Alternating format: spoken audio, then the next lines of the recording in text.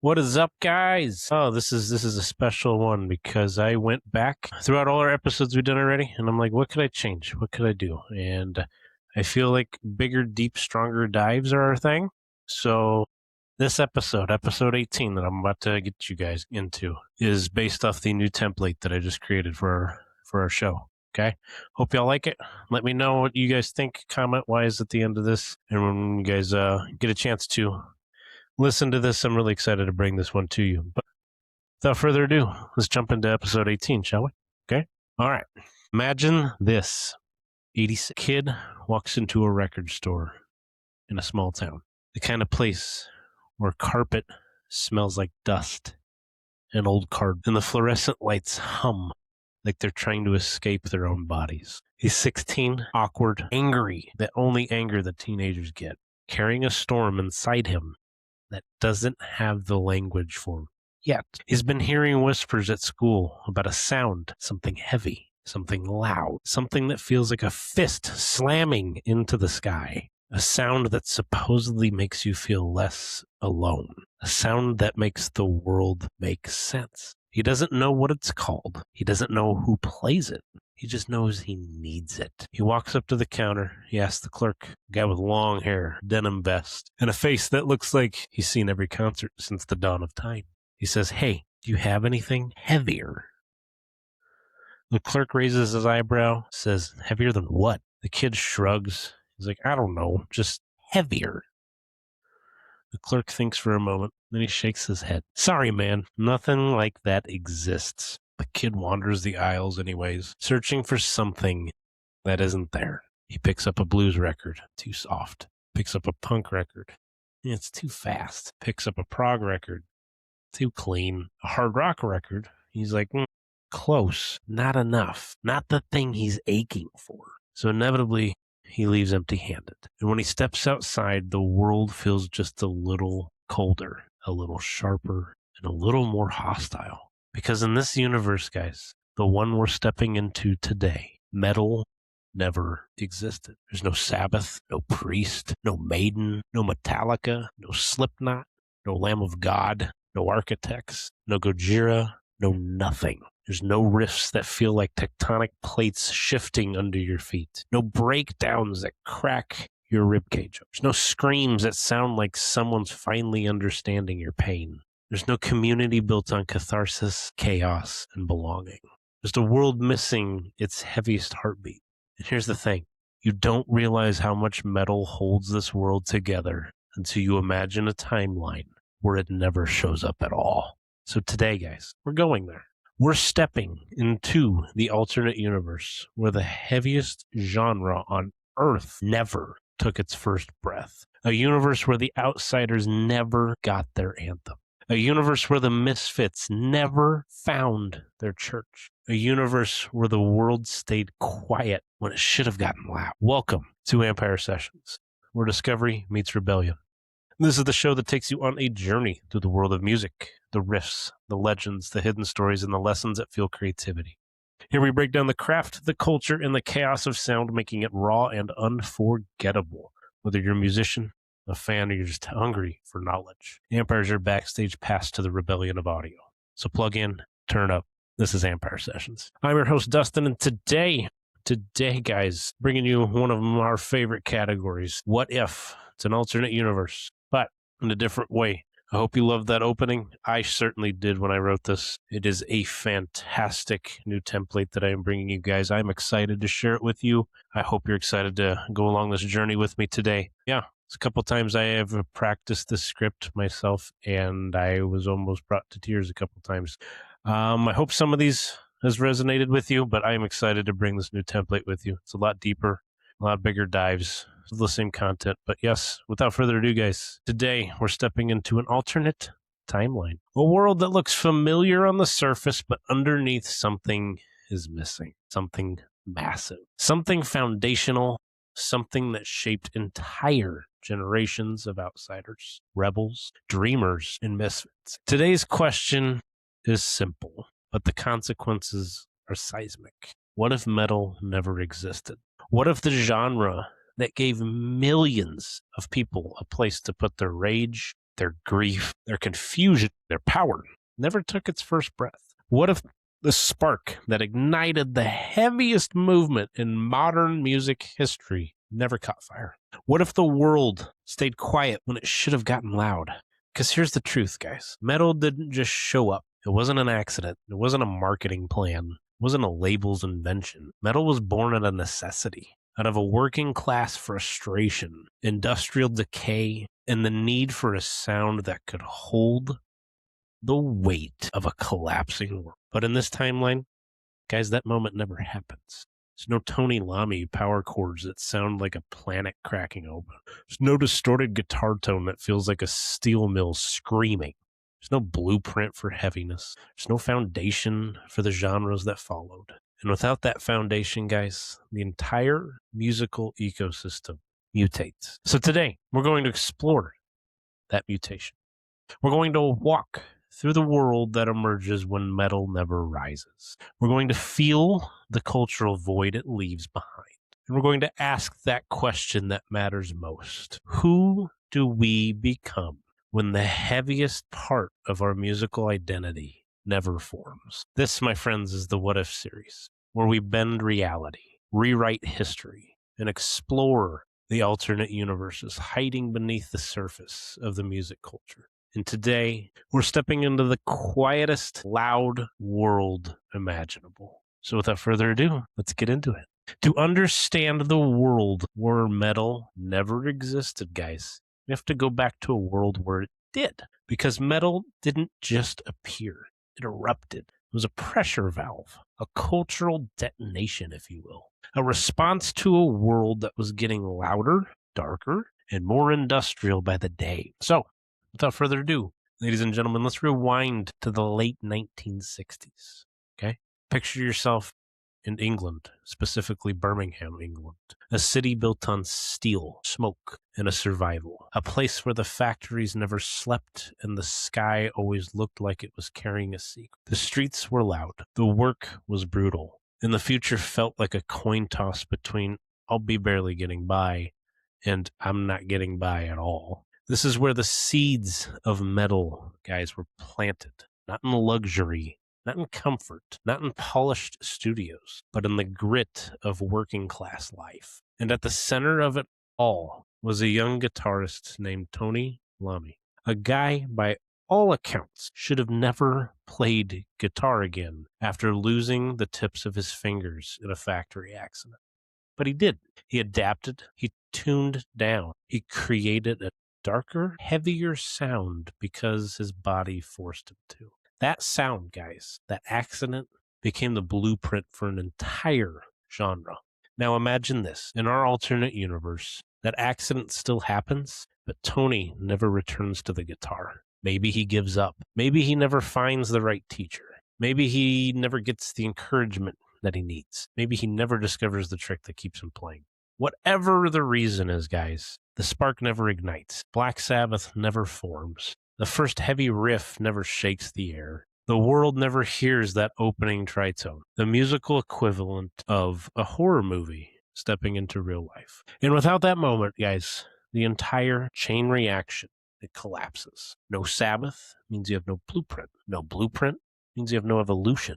No evolution means there's no metal. But it's not just about one band. It's about the cultural conditions that needed that band. Because let's be honest, guys, because the late 60s and early 70s, they were a pressure cooker. To be honest, I'll give you multiple reasons. The Vietnam War, that was huge. Civil rights movements, economic instability, generational rebellion, a growing sense that the world was spinning out of control. People needed a sound that could hold all of that weight, a sound that wasn't pretty, a sound that wasn't polite, a sound that didn't pretend everything was fine. Metal became that sound. But in this universe, the one we're exploring today, that sound never arrives. Instead, the world keeps trying to shove its anger into genres that just weren't built to carry it. Rock stays blues-based and safe. Punk erupts, but it burns out faster. Hard rock gets heavier,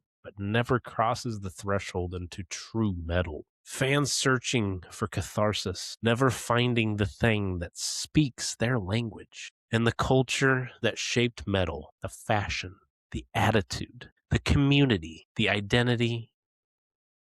Guys, it never forms. There's no denim and leather uniforms. There's no horns up salute. There's no mosh pits. There's no festivals built around heaviness. There's no sense of belongings for the kids who felt too weird, too angry, or too intense for the mainstream.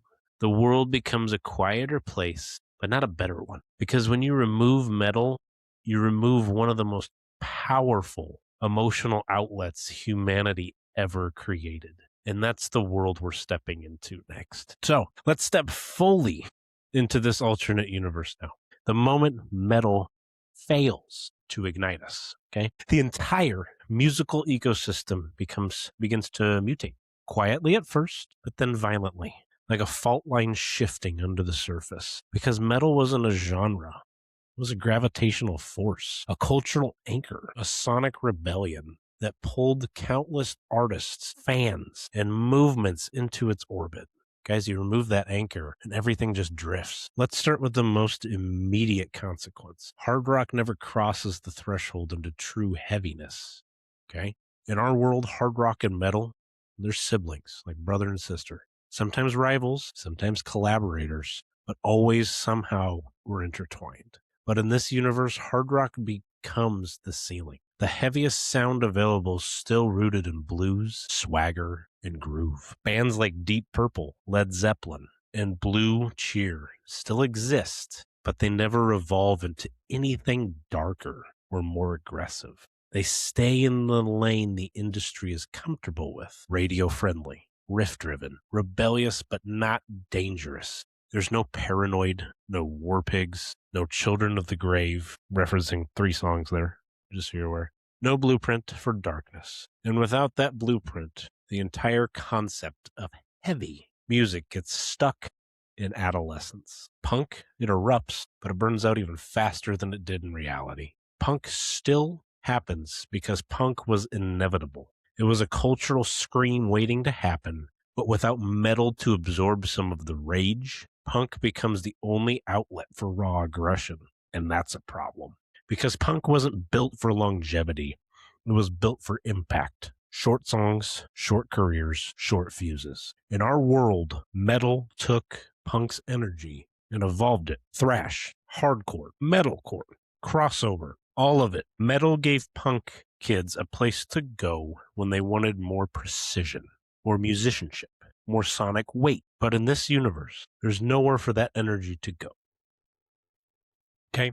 Punk becomes a pressure cooker with no release. It burns bright, burns hot, but inevitably it burns out. By the mid-80s, it collapses under its own intensity. Grunge never forms the way we know it.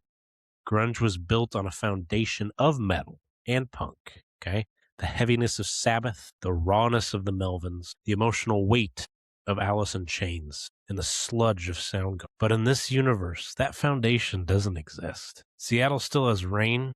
It still has isolation. It still has disillusionment, but it doesn't have the sonic vocabulary to express it. Instead of grunge, we get something closer to a darker form of indie rock. Moody, introspective, but never crushing, never cathartic, never heavy. Nirvana still might exist, but Smells Like Teen Spirit doesn't sound like a bomb going off. It sounds like a garage band with a chip on its shoulder. The 80s become a very different battlefield, okay? In our world, the 80s were a war between glam metal, thrash metal, and then the rising tide of pop, okay?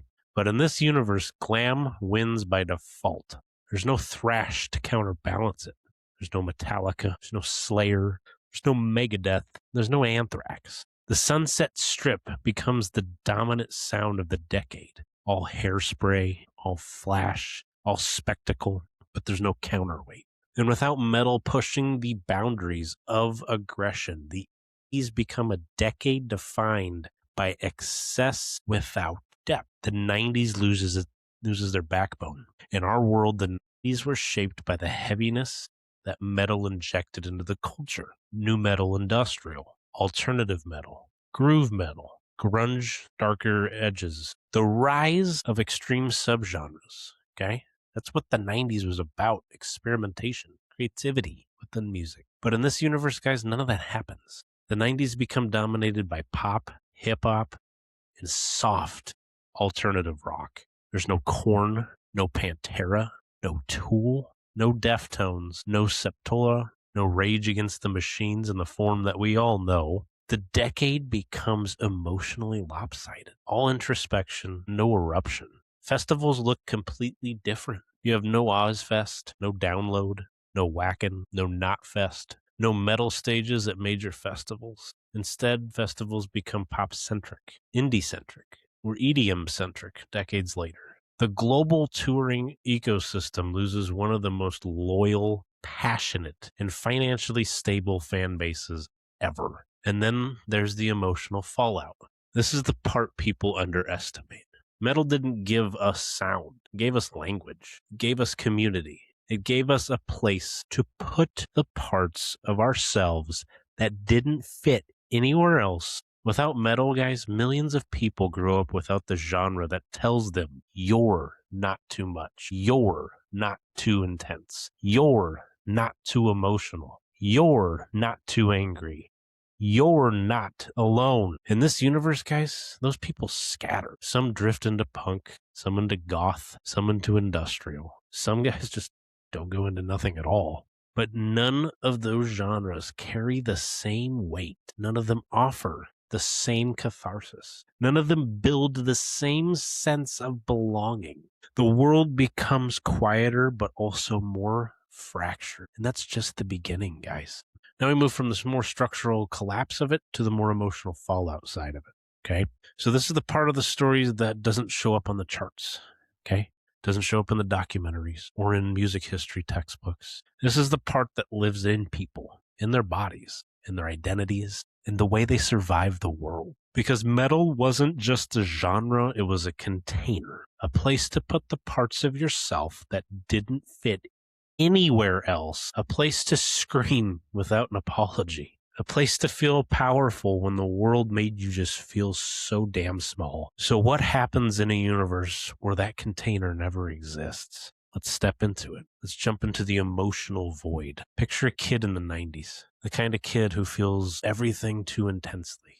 The kind of kid who doesn't know how to explain the storm inside of them. The kind of kid who in our world would have found Slipknot, or Pantera, or Korn, or Sabbath, and said, holy shit, this is me. But in this universe, guys, that kid has nowhere to go. There's no genre that says your darkness is valid, or your anger is allowed, or your intensity is a strength, not a flaw. Instead, the kid gets told to calm down, to fit in, to be quieter, and to become smaller. And without metal, there's no sonic permission slip to be loud anymore. The identity crisis of this all. Metal gave people an identity, not just musically, but socially, culturally, spiritually. Let's just think of things that would come with the metal community, that thrive in identity. The long hair, the black shirts, the patches, boots, the tattoos, the horns up salute, the sense of belonging in a crowd of strangers who all felt like outsiders. In this universe, that identity never forms. There's no tribe for the misfits, no community for the intense, no cultural built around catharsis. Instead, those people scatter into smaller subcultures, goth, industrial, punk, emo, but none of those scenes have the same gravitational pull. None of them build the same lifelong loyalty. None of them create the same sense of, these are my people. The world becomes more fragmented, more isolated, more emotionally disconnected. The missing rituals. In case you don't know, metal is ritualistic. It's communal. It's almost spiritual, to be honest with you.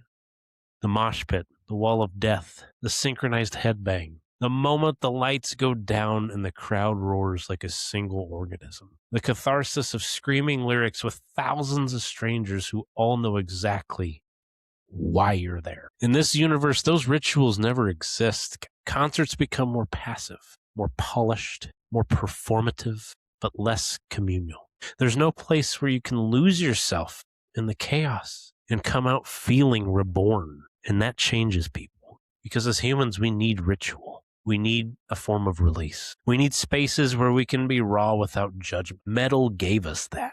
Without it, the world becomes emotionally constipated, for lack of better words. The philosophical fallout. Metal didn't just give us sound, it gave us a worldview. A worldview that said, confront the darkness. Don't run from the hard shit. Stare into the abyss and scream back. Find beauty in the brutal. Find strength in the struggle. Find meaning in the chaos. Without metal, that philosophy never enters into cultural bloodstreams. Instead, the world leans harder into escapism, into polished pop, into sanitized narratives, into the illusion that everything is fine, when we all know damn well sure it's not. Metal forced us to acknowledge the parts of life that aren't fine. Without it, society becomes emotionally dishonest. People still feel the darkness, they just don't have a soundtrack for it.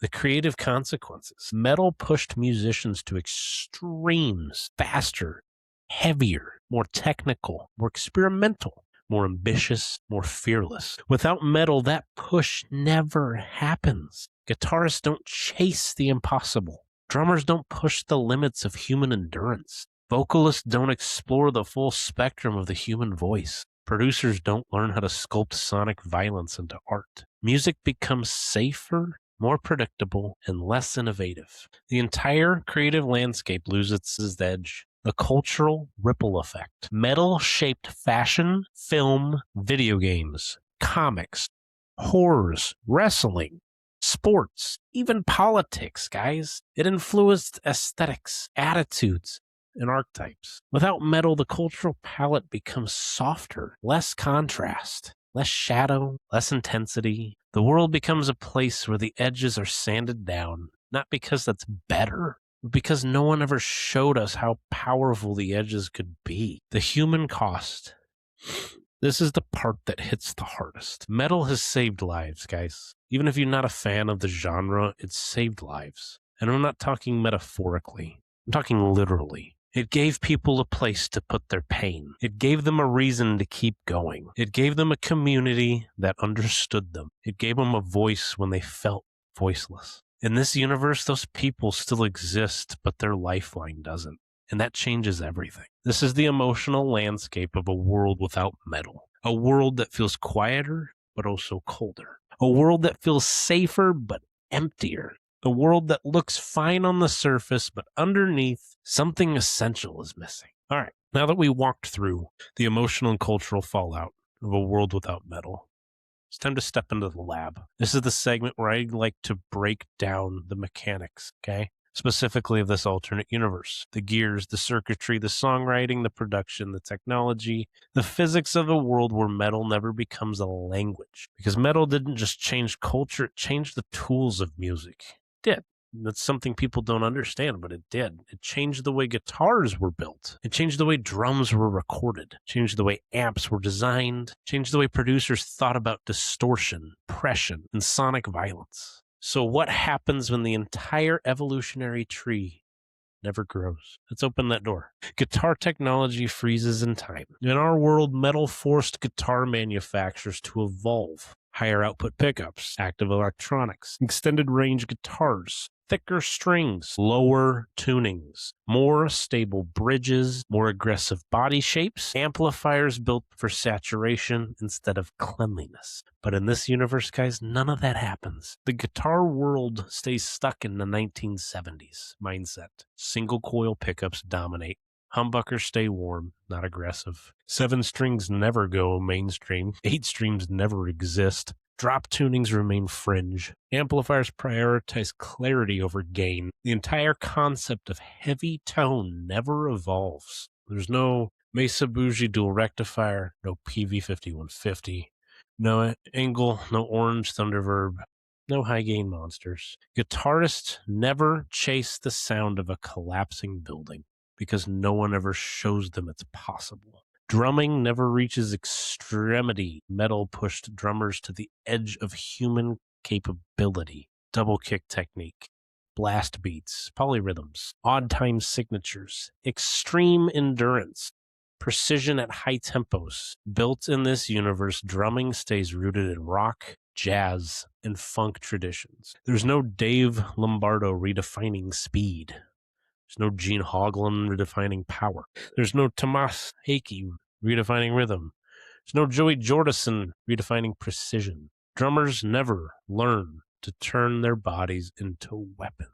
Their entire vocabulary of extreme precision, or percussion, should I say, never forms. Vocals never explore the full spectrum. Metal vocalists expanded the human voice into a multi-dimensional instrument, guys. Growls, screams, fry techniques, falsetto distortion, operatic highs, guttural lows, harsh, clean hybrids. In this universe, none of that exists at all. Vocalists stay in the boundaries of pop belting, rock grit, punk shouting, soulful runs, folk clarity. There's no exploration of the primal, no tapping into the animalistic, no vocal expression of rage that feels like a ritual. The human voice stays polite. Producers never learn to sculpt heaviness. Metal producers become architects of controlled chaos, layered distortion, multi-mic'd guitar stacks, drum replacement, tight gating, parallel compression, low-end sculpting, harmonic saturation, and wall of sound engineering. Built in this universe, production evolves along a cleaner, safer path. Studios never learn how to capture sonic violence. Engineers never learn how to make guitars sound like molten steel. Mixers never learn how to balance brutality with clarity. The entire science of heaviness never develops. Songwriting, guys, never learns to embrace darkness. Metal pushed songwriting into new territories. Long-form compositions, concept albums, mythic storytelling, dissonance, chromatic riffs, odd meter grooves, dynamic extremes, and most of all, theatricality. Guys, without metal, songwriting stays closer to verse and chorus structures, major and minor simplicities, predictable progressions, safe themes, and radio-friendly links. There's no exploration of the abyss. No sonic storytelling that feels like a descent. No musical architecture built to hold essential weight. The gear industry never evolves into a heavy ecosystem. In our world, metal created entire industries. Really did. I'm going to explain these to you. Pedals designed for brutality. Amps designed for saturation. Guitars specifically designed and made for aggression. Drum kits designed for power. Plugins designed for extreme processing. In this universe, those industries never form. There's no market for heaviness, so why make it? No demand for extreme tone. No innovation driven by the pursuit of sonic violence. The gear world becomes a museum, not a laboratory. The ripple effect on other genres. This is something that others don't see as well, too. Without metal pushing boundaries, other genres evolve differently. Punk stays raw, but never becomes technically ambitious. Industrial never fuses with metal, so it stays niche and less aggressive. Goth becomes modier, but never heavier. Alternative rock never learns to embrace darkness. Hip-hop never borrows metal's aggressions for nu metal or trap metal hybrids. EDM never adopts metal's intensity for dubstep, iridium, and hardstyle. The entire musical landscape becomes smoother, rounder, less jagged, and less dangerous. If I can compare this anything to you guys, it would be the episode of SpongeBob where he becomes quote-unquote normal. Hi, how you doing? Wonderful weather we're having. That's just boring to me. The absence of sonic catharsis. This is the part that hits the hardest. Metal taught us that sound could be a weapon, not against people, but against the things that eat us alive.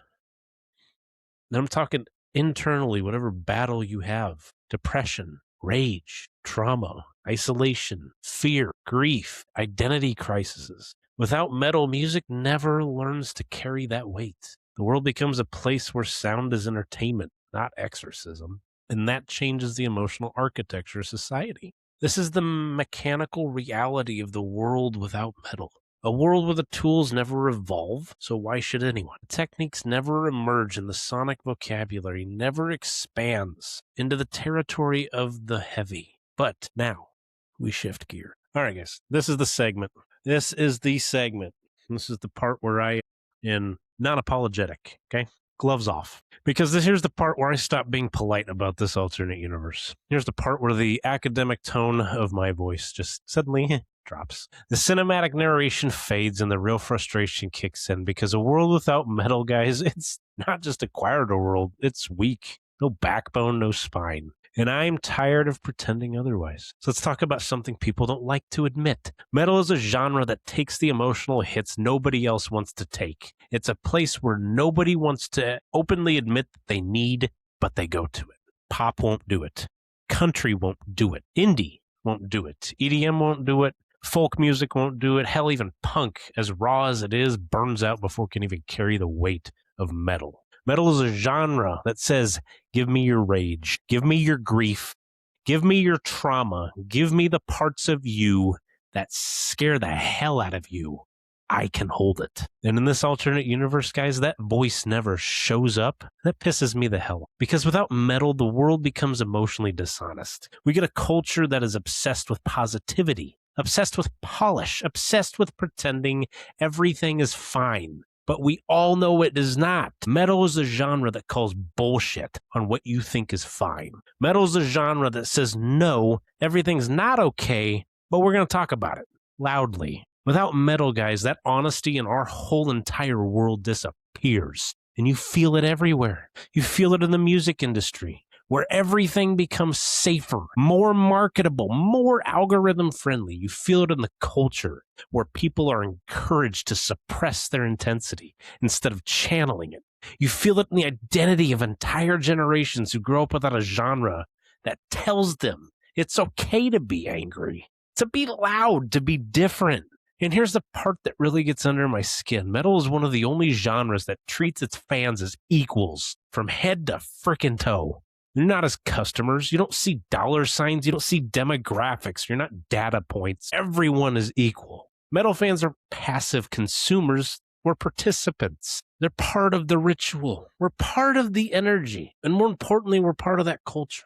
In this alternate universe, guys, that relationship never forms. Ever. Music becomes a product, not a community. Concerts become performances, not ceremonies. Fans become spectators, not tribes, and that's freaking tragic. Because metal fans are some of the most loyal, passionate, intelligent, and emotionally aware people on the face of this planet. We're not afraid of intensity. We're not afraid of darkness. We're not afraid of complexity. Without metal, those people get mislabeled, guys. We're too much. We're too loud. We're too emotional. We're too intense. We're too weird. Metal gave us a home. This universe sadly leaves us homeless. And here's the final thing, the part that hits me the most. Metal teaches resilience, guys. And I'm not talking the Instagram version of resilience. Not the rise and grind bullshit. Not the just stay positive nonsense. Real frickin' resilience. The kind that comes from confronting your darkness instead of running away from it. It's the kind that comes from screaming your pain inside instead of swallowing it. The kind that comes from standing in a crowd of thousands of strangers and realizing you are not alone in your freaking struggle. Metal teaches you how to survive the world without pretending it's something that it's not, okay? And in this universe, that lesson never gets taught. That's why this timeline pisses me off. Because metal didn't just make music heavier, it made people stronger. And without it, this world becomes a place where everything is expected to be soft, quiet, agreeable, and digestible. To me, that's just plain fake. That's why I love metal music. It's real. Stop hiding within the fake shadows. To me, metal is a counterweight. Metal is rebellion. Metal is the permission slip so you can finally fully be human. And in this world, humanity loses that. And that's why this world feels wrong, not because the music's different, because the people are. Rest my case. Let's step out of the analysis. Let's step out of the history, the mechanics, the cultural architecture. Let me talk to you directly, okay? Not as a narrator, not as a guide, but as a person who grew up with this music in my bloodstream, okay? Because here's the truth. Metal didn't just shape the world, it shaped me. And when I imagine a universe where metal never existed, I feel that absence in my bones. I think about the first time I heard a riff that felt like the sky was tearing open. The first scream that made me feel understood instead of being overwhelmed. The first time a breakdown hit so hard, it felt like someone finally translated the chaos in my chest. Metal wasn't just music. It was a mirror. It showed me the parts of myself I didn't know how to articulate, and it gave me a language for intensity. It gave me a place to put the things I didn't know how to carry. And I think about who I would have been without. Would I have found another outlet? Would I have buried that intensity? Would I have tried to fit into a world that just kept telling me to be smaller, quieter, and easier to digest? The answer to all those questions, guys, is I don't know. But I do know this. Metal gave me permission to be loud, to be emotional, to be complicated, to be contradictory, to be human in a way that didn't require me to sand down my edges. And when I picture that kid in the opener, the one who was in that record store, you remember that part of this episode, the one searching for something heavy and finding nothing. I see myself. I see a version of a lot of us, actually. A version of anyone who ever needed a sound that could hold the weight of their... And that's why this alternate universe hits so hard, because it's not just about missing a genre. It's about missing a lifeline. Metal gave me community. It gave me identity. It gave me a sense of belonging that didn't depend on being perfect or polished or socially acceptable. It gave me a place where intensity wasn't my flaw. It was a feature. And when I imagine a world without that, I feel the silence, guys. I feel the emptiness. I feel the version of myself who never found that thing that made everything just click. This reflection isn't about nostalgia, guys. It's about gratitude. It's about acknowledging the role metal played in shaping who I am and who so many people became who they were because they found the sound that spoke their language, okay? And it's about recognizing that in this alternate universe. Those people never get that moment. They never get that mirror. They never get that permission. They never get that community. And they never get that release. And that's the part that stays with me. Because metal didn't just change music, it changed lives. And imagining a world without it makes me appreciate the world we actually live in even more. Now let's step in to the echoes, okay? This is a part where we step out of the alternate universe for a moment and look back at our timeline, okay? The real one. And trace the shockwaves metal actually sent through history, okay? Because when you examine the real world closely, you start to see how many moments would have unfolded differently if metal wasn't there to shape them, okay? So without further ado, guys, this is the echo. The resonance of metal across culture, technology, and human experience. The proof that the alternate universe we've been exploring isn't just hypothetical. It's a warning about what we could have lost. So let's walk through a few of those echoes. Echo 1. The birth of thrash changed the entire 80s. In our world, the 80s weren't just neon lights and synths. They were also a decade where 4 bands, 4 kids, really took the aggression of punk and the darkness of Sabbath and forged something new. Talking Metallica, Slayer, Megadeth, Anthrax. Those bands didn't just create thrash. They created a counterweight to the excess of glam. They gave the decade teeth. They gave it danger. They gave it rebellion that wasn't wrapped in glitter. Without them, guys, the 80s would have been a monoculture of hairspray and radio-friendly rebellion. Thrash was the earthquake that cracked that decade open. Okay? Let's look at the second echo. Metal saved guitar's innovation. Okay? Think about the guitar heroes who pushed the instrument into a stratosphere. I already have a bunch on my mind, but I'm going to go through a few here. Dimebag Darrell, Randy Rhoads, the late great Eddie Van Halen, Tony Iommi, James Hetfield, John Petrucci, and Tosi Abasi. These weren't just players. They were architects. They forced manufacturers to evolve. They forced producers to innovate. They forced the entire industry to rethink what the guitar could be. Without metal, guys, the guitar becomes a nostalgic instrument. In fact, possibly a museum piece, a relic of the 60s and 70s. Metal kept it alive. Metal kept it dangerous, and metal kept it evolving. Let's look at a third echo. Metal shaped the soundtrack of resistance. Okay? Look at the moments in history where people needed a sound that matched the intensity, or struggle, if you will. Anti-war movements, anti-censorship battles, youth rebellion, counterculture identity, political resistance, social upheaval. Metal was there. Not always in the spotlight, but it was always in the bloodstream. Rage Against the Machine didn't just make music, they made weapons. System of a Down didn't just write songs, they wrote manifestos. Metal gave people a sonic vocabulary for dissent. Without it, resistance sounds softer, less urgent, and less visceral. Fourth echo. Built one of the most loyal fan cultures on Earth. Metal fans don't age out, guys. They don't drift away. They don't treat music like a trend. They stay. They show up. They buy tickets. Have you ever heard somebody say they're a fan of Kiss? No, it's like, hey, I'm Kiss Army 1981, 1976, whatever the hell it is. They always, it's a year because you love it that much. You're in it. It's not a trend. It's like you've been a fan for that long. They buy tickets, they support the band for decades, they build communities that outlast entire genres. Wacken Open Air sells out before the lineup's even announced, guys. Slipknot fans treat the band like a religion. Iron Maiden fans follow the band literally across continents. This level of loyalty doesn't exist anywhere else in music. Without metal, the entire live music economy looks different. Looks less stable, less passionate, and less communal. Fifth echo. Metal influenced every genre, even the ones that pretend it didn't. Listen closely. You'll hear metal's fingertips everywhere. Hip-hop borrowed its aggression. EDM borrowed its drops. Pop borrowed its drama. Film scores borrowed its darkness. Video games borrowed its intensity. Wrestling borrowed its spectacle. Horror borrowed its atmosphere. Metal has seeped into the cultural groundwater, even for people who claim they don't like metal. You are influenced by it without even realizing it. Without metal, the entire creative landscape becomes flatter, less dynamic, and less bold. Echo 6. Metal saved lives. This is the echo that matters the most, in my opinion. Ask anyone who grew up with metal in their darkest moments, and they'll tell you the same thing. This music kept me alive. Not because it was cheerful, not because it was comforting, but because it was honest. Metal didn't lie to you. It didn't sugarcoat the world. Didn't pretend everything was fine. It said, yeah, the world is brutal. Yeah, life is hard. Yeah, you're carrying something extremely heavy. But don't you for 1 second think you're the only one. You're stronger than you think.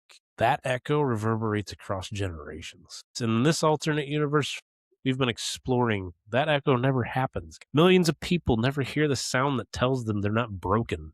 They're just intense. And that's the cost. These are the echoes of the metal in our world. The proof that its absence would have reshaped everything from technology to culture to human survival. Okay? Now, I want you all to picture on a camera with me. Okay? I want you to zoom out. Okay? Look at this from a wider spectrum with me. Okay?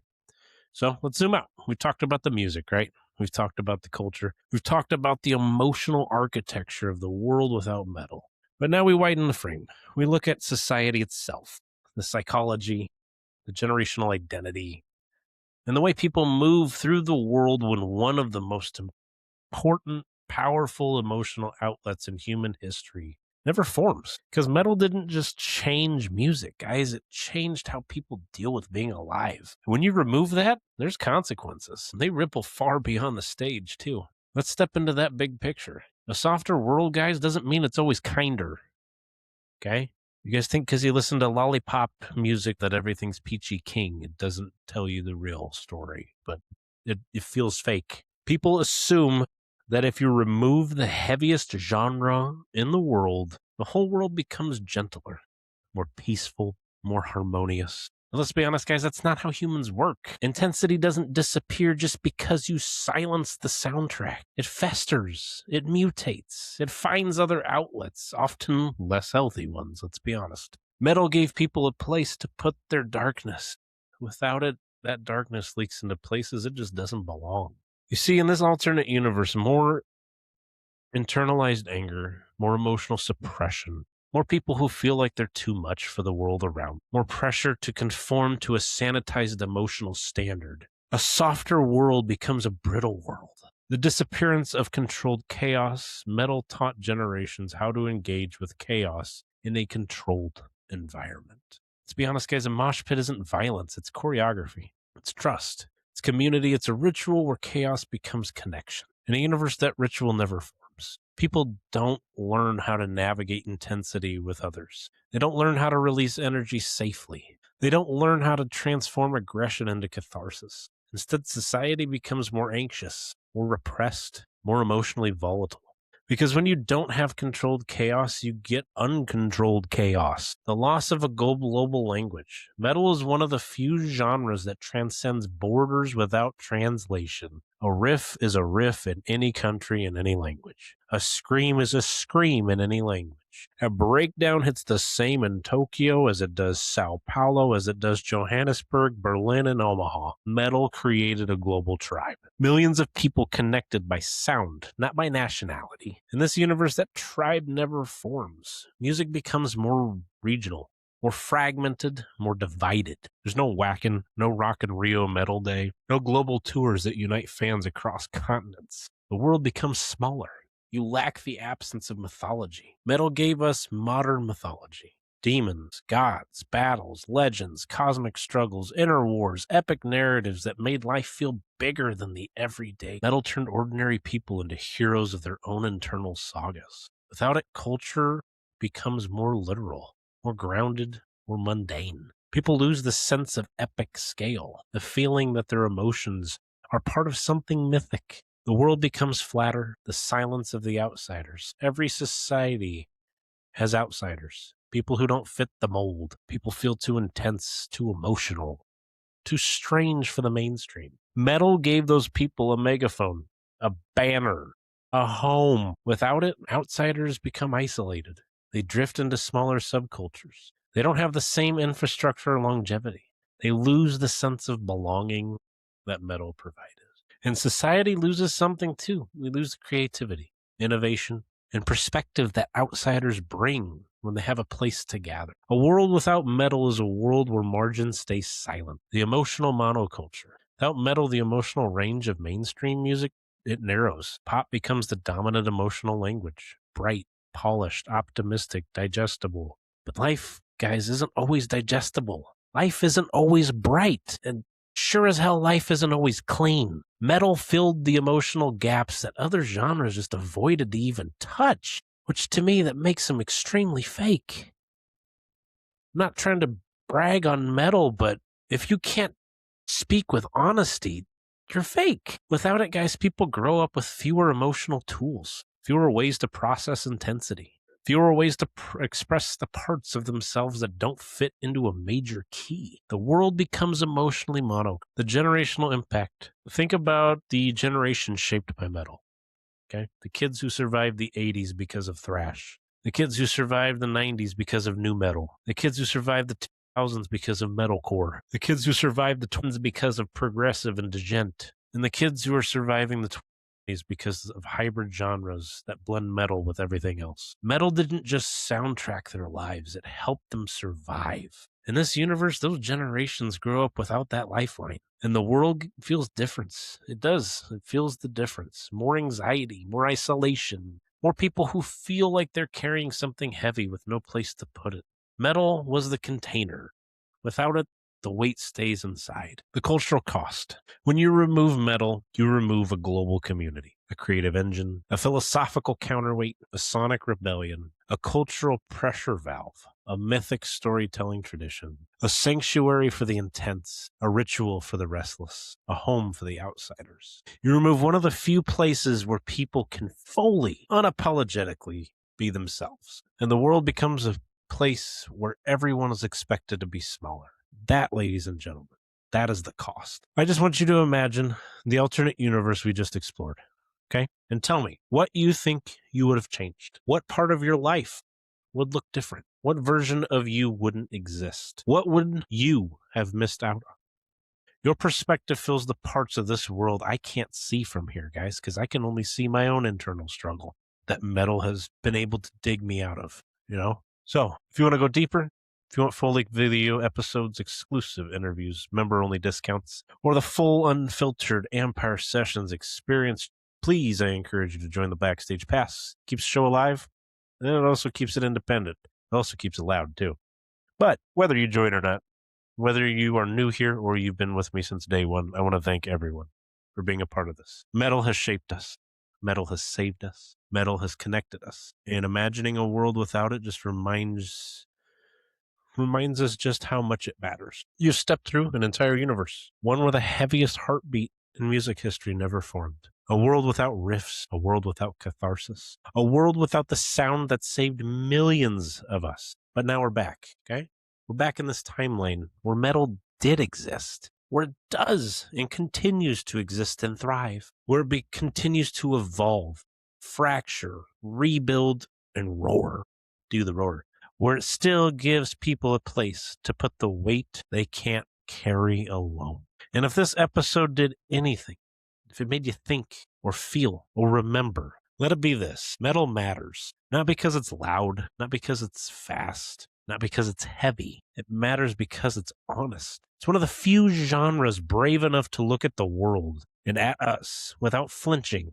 It's one of the few genres that refuses to lie about how hard life can be. It's one of the few genres that gives people permission to feel intense, emotional, complicated, and real. And imagining a world without it reminds us just how much it gives. So wherever you are, in your car, in your kitchen, on a walk, in your headphones at 2 a.m., take a moment to appreciate the fact we live in a timeline where metal did happen, where Tony Lamy didn't quit, where the spark caught fire. You've been listening to Ampyre Sessions, where discovery meets rebellion. The journey doesn't stop here. Keep exploring, keep creating, keep the fire alive. Until next time, ladies and gentlemen, stay loud, stay bold, and never fade into the noise. This was Ampyre Sessions.